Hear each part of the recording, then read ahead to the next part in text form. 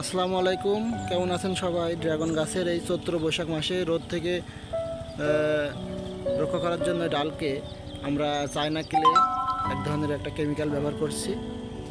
দেখতে পাচ্ছেন আমরা আমাদের গাছে কিন্তু স্প্রে করতেছি এবং এটা কিন্তু সাথে সাথেই শুকানোর সাথে সাথে এক ধরনের একটা সাদা প্রলেপ তৈরি করছে এই ডালের উপরে।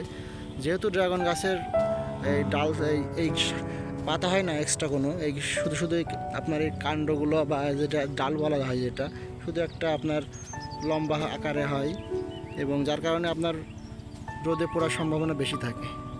আর এই বৈশাখ মাসে আপনার বিশেষ করে রোদের তাপমাত্রাটা কিন্তু অনেক থাকে। বাংলাদেশে 40-42 আমাদের আবহাওয়াতে ঝিনাইদা অনেক বেশি হয়ে যায়, যার কারণে পুড়ে যাওয়ার সম্ভাবনা থাকে এবং পছন্দ ধরে এক ধরনের ছত্রাকের আক্রমণ হয়।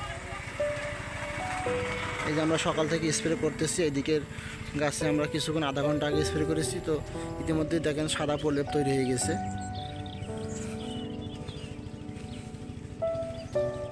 তো যারা আমার এই ভিডিও আপনারা দেখবেন, যাদের ড্রাগন বাগান আছে অবশ্যই আপনারা এটা ব্যবহার করবেন। করলে আপনাদের ড্রাগন গাছ ছত্রাক, এই রোদের পুরো যে ছত্রাকের আক্রমণ হয় এটার হাত থেকে রক্ষা করতে পারবেন আপনারা।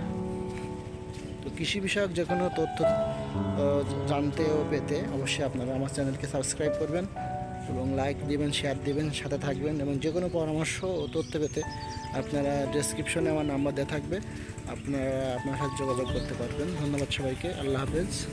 গাছ লাগান, পরিবেশ বাঁচান।